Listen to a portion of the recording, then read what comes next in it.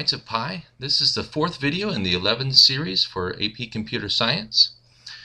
Last video we talked about the 11's board and all the different functions and features that it included. What I want to cover today is there are other different types of games of solitaire, and how can we split that out? So essentially, we went over here are the basic moves of 11. So essentially, I have a board of 9 cards, and I deal from a deck onto that board, and it's the player's job to match a pair of cards to make the sum of 11, or match a Jack, Queen, and King together to remove it from the board. The card point values are ace through 10 are face values, like 1 through 10, and then Jack, Queen, and King are worth 0. Now, because you can do pairs and matching up, you can actually make different variations of the same game. Like, for example, we'll take this game called tens. It's very similar to 11s, where I have to match a pair to make 10. So in the first, for example, like in the first, I would match a 10 and a 1, a 9 and a 2, an 8 and a 3, and they would all sum up to 11. I can do the same thing with 5 plus 5, or 6 plus 4, or 7 plus 3 to make 10. And I would just, instead of making, since I can't match 10 with 0, I would just match a 10 Jack, Queen, and King all together to wipe them out like I would up there. The point values are slightly different, and the number of cards on the board are slightly different. We might need more chances to match a 10 Jack, Queen, and King, so there's 13 cards on the board. Or what if I was to do the opposite? Maybe I would make a game of 13s, where I would sum everything up, and I would assign Jack and Queen a point value. So where ace through 10 is face values, and Jack is worth 11, Queen is worth 12, and then King is worth 0. I would try and match up a 12 with an ace, or a Queen with an ace, or a Jack with a 2, and all those sums would be 13. So lots of similarities. You can play the same game, but just slight variations of it. Well, we went through a lot of different functions on the 11's board. If we went back to the 11's board here, but a lot of that stuff can be reused. So I mean, in a game of 10s or in a game of 13s, I want to know if the board was empty, or if the game was won, or what the size of the deck is, or deal. A lot of this stuff can be reused, and we talked about this in one of our previous chapters about how we can reuse code using inheritance. The idea would be is these are all boards. An 11's board is a board, using that is a relationship. 11's board is a board. A 10's board is a board. 13's board is a board. So I can necessarily reuse a lot of this code. So let's take a look at it and see what are similar. So first, we have the different member variables. We can define what the rank suits and point values from our cards. Now, since each game has a different rank suit and point value, remember we changed the point values based on whether it's 11s or 13s. That's something I would want to keep at the child, so I would define these attributes at the child level. How many positions are on my board? So again, we said earlier that, you know, there would be 13 cards on a 10's board and 10 cards on a 13's board. So that would change for board as well. So I'm going to keep that at the child level. The deck and the cards, that's not going to change. I'm going to have the same deck, and I'm going to have a same array of cards. How big the card array is going to be based on board size, so that's different. But essentially, I'm going to keep the deck and card at the board level, at the parent level, because they're all the same. Same thing with all these little maintenance type, or all these functions like starting a new game or dealing a first set of cards. I don't need to necessarily do this again for every board. This is all common. I don't need to know anything special about it. Here are the 4 functions that we did not that the lab hasn't defined for us, that we're going to define in today's video.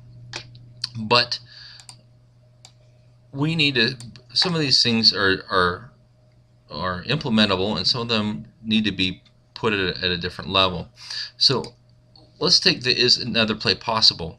All the games are going to need to say if another play is possible, but another play is possible, how we under the hood, it's different, because we'll see in this function we'll say, okay, another play is possible if I scan the board and if I see a pair of 11s, or it contains a jack, queen, king.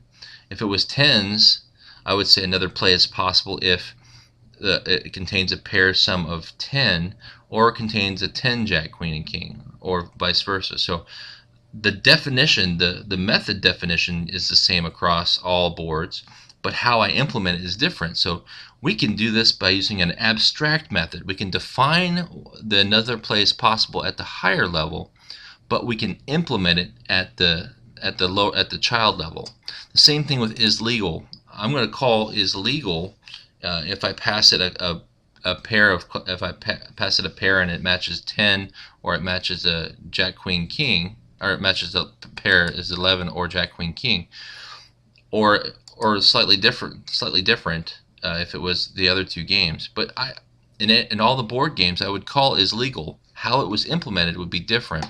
So these two functions we're going to be keeping at the board level. We're going to keep it here. We're going to define it as a method here, but we're not going to put the meat into it. We're not going to implement the method until we get to the 11's board. And I'll point that out as we go through the code.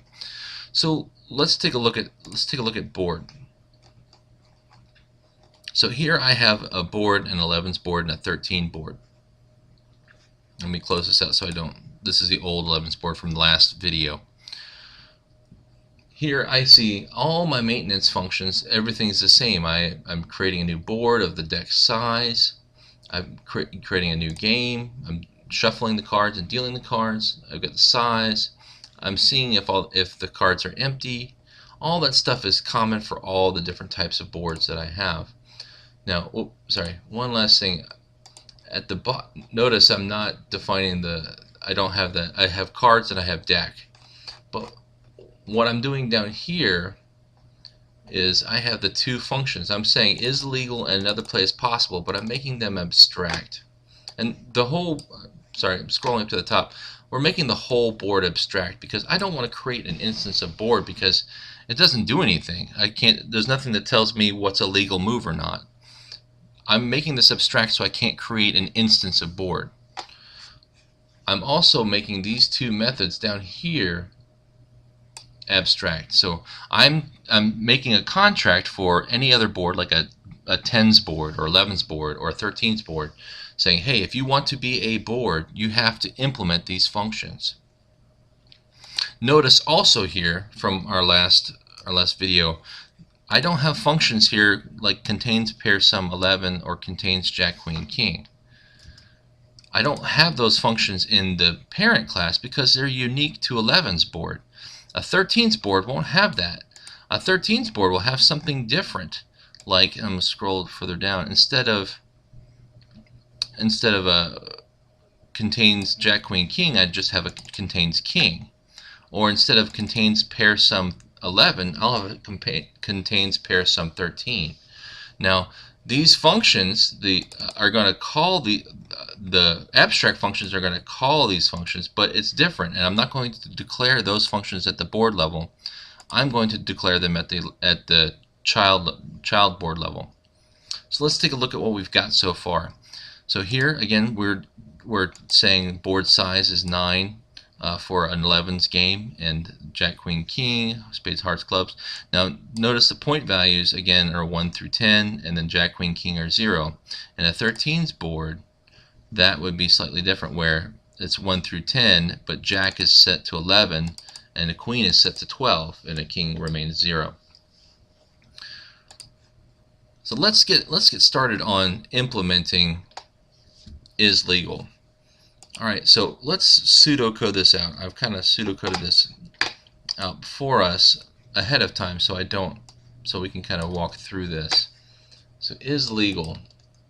So the first step we'll want to do is if the user selected 2 cards and they contain a pair with a sum of 11, return true. If a user selected 3 cards and they contain a jack, queen, and king, return true. Otherwise, return false.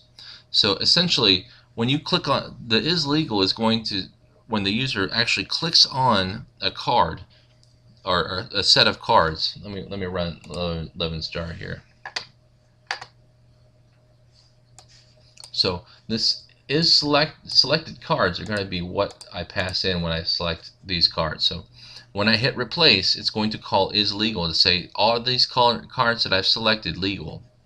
So it's either going to be a pair that add up to 11, so like a 7 and a 4 will be legal, or if I selected a jack, queen, king. Otherwise, if I selected a pair that's not legal, I would get a ding, or it would prevent me from replacing it.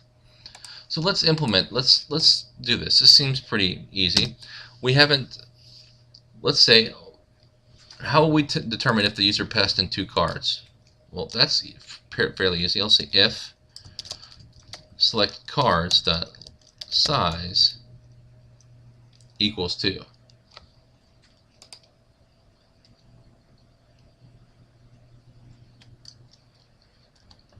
Size equals 2. And if they contain a sum of 11. So we're actually going to implement this later on. So I'm going to call this function down here and pass it the cards. So if there's only 2 cards that have been selected and they sum up to 11, then we're going to return true.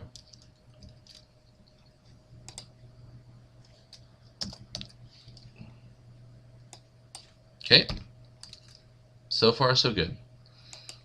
So let's do that for the jack, queen, and king. So if I selected 3 cards, and if the cards contain a jack, queen, and king, then return true. Otherwise, return false. That seems pretty easy. So if the user selected 2 cards and they are 11, return true. If the user selected 3 cards and it has a jack, queen, and king in them, return true. Any other scenario, return false.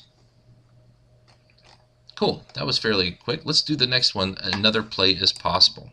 Let's run some pseudocode there. This is fairly similar to the other one before. So this is going to get we're going to get all the available positions on the board. So we have a function called card indexes, which will give us all the positions on the board. So remember what we have here. If say some of these are blank, I only have like a few cards left and these are blank, it will return what's not null. So if I only have like 4 cards here, it'll give me 1, 2, 0, 1, 3, and 4, and skip the rest. So that's essentially what card indexes does. It tells me how many cards are left on the board. They'll always be full until I start running out of, until I don't have any more cards left to deal in my deck. Now that I have a list of all the positions, I want to say if a jack, queen, or king or 11 exists in there, return true, otherwise return false. And I can say that all in one statement. I'm going to say return if the list of index contains a jack, queen, king,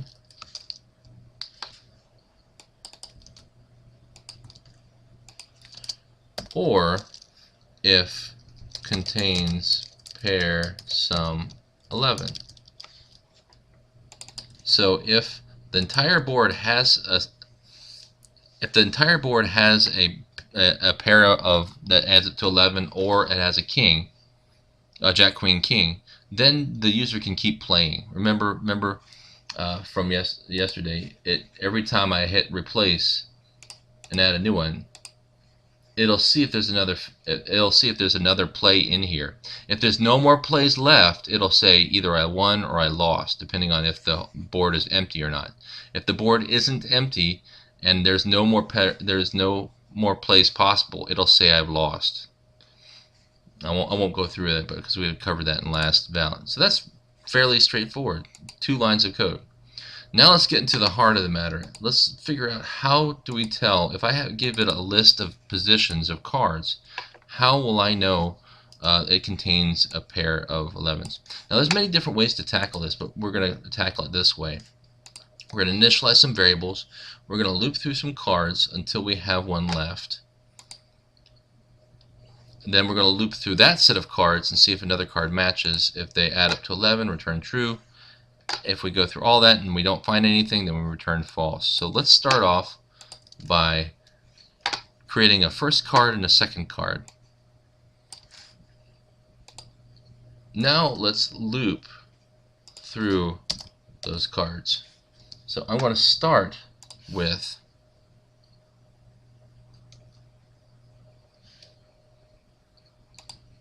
I first and I second. Oops, let me see, I cheated and copied.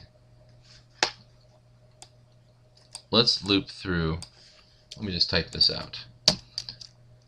For int I first equals 0, so we're going to start at the beginning of the deck, or start at the beginning of the board of cards. We're going to continue for as long as those positions while I first is less than selected cards dot size minus 1, and then we're going to increment I first, and we're going to loop through that.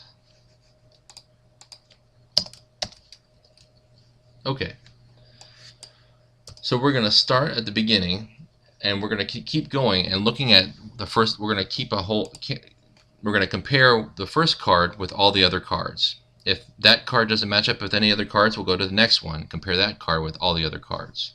So let's hold off that first card. We define C first here, so we'll say C first equals card at, and then we want to get selected cards get I first. So this may be kind of crazy, but so this list here is not cards, but it's a list of integers. It's the index position on the board. So I'm getting the first index position because it might not be 0 through 9. Remember, some of those indexes may be null. So this is just a list of all the non-null indexes on that board. So we'll get the first card on that list, and now we'll loop through the other cards and see if they match. For int I second equals I first plus 1. Oops, 1. I second is less than selected cards size. Now we want to go to the end with this one. I second plus plus.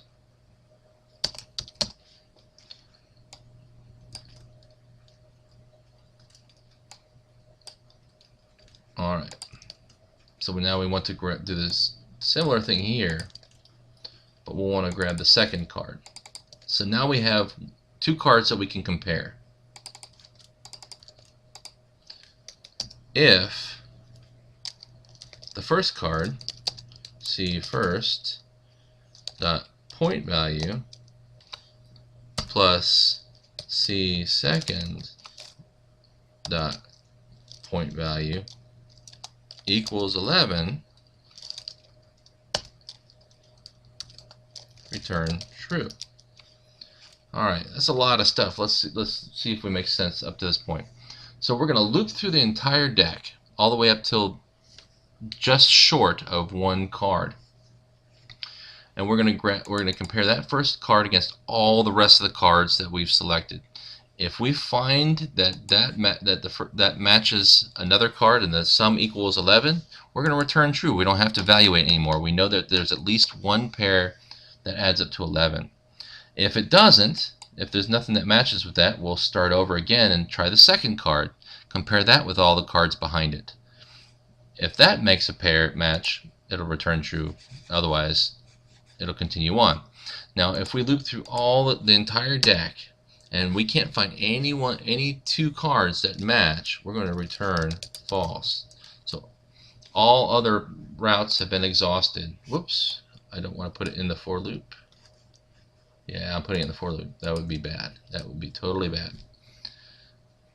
If I've gone through all scenarios and I can't find a pair, I'm going to return false. Let's try the Jack, Queen, and King. This is a little simpler. Again, there's many different ways to do this. This is just one way of doing things. So we're going to initialize some variables at the top. Let's do that.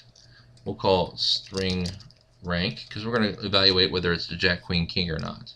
So here, rank. And we're going to set up a couple booleans. Boolean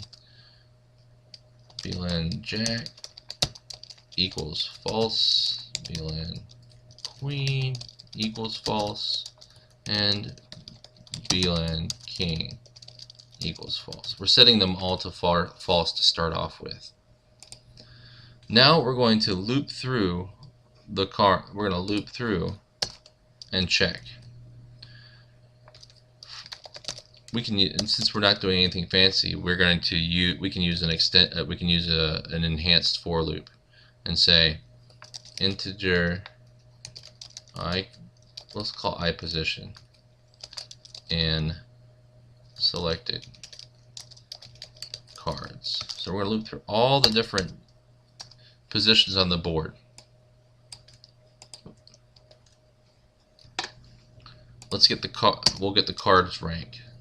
String rank equals card, I think it's card at IPCS.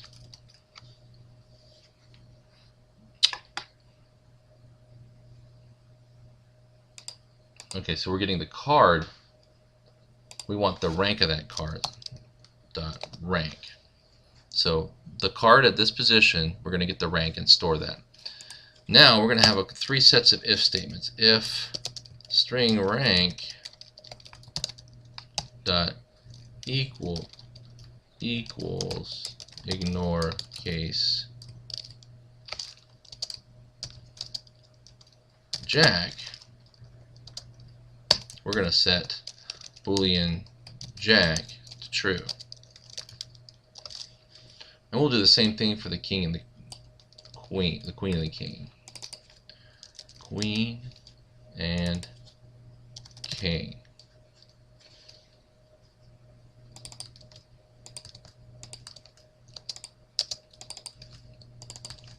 Alright, done.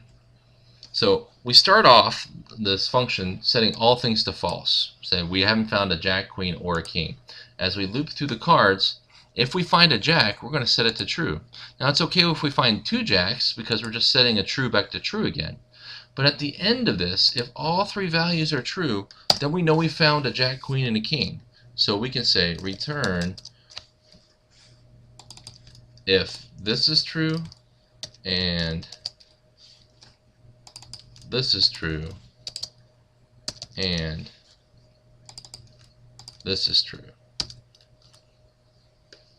Okay, so we now have all four of these things working, hopefully working and running. Let's give it a try. If we run all these four applications, we should have everything working. Let me kill this so we're not. Okay, in your code, there's an 11's GUI runner, which has a main, which is fairly simple. It creates a new 11's board that you just filled out, runs the GUI, which is the actual images, and displays the game. So let's run this and see if it matches that jar that we just created. And here we go. Alright, let's test it out to see if it works. A 3 and an 8. Replace. Oh, we lose. Alright, this seems to be working so far. We can keep running this to see if it matches that piece. But now we have done some significant coding into this video game. Now, if you're curious and you want to actually continue on, there's the 13s board too, which does it's very similar to the 11s board. You'll want to fill in the is legal, the another play is possible, contains pair sum 13 instead of 11. Remember, Jack and Queen are now 11 and 12. And instead of Jack Queen contains a Jack Queen King, all we have to do is say is there a king there somewhere? We'll also need to change the 11's GUI runner. You might want to create another 13's GUI runner, which is, instead of using the 11's board, you'll want to learn the 13's board. That concludes the 4th video in the 11's lab. Thanks for watching.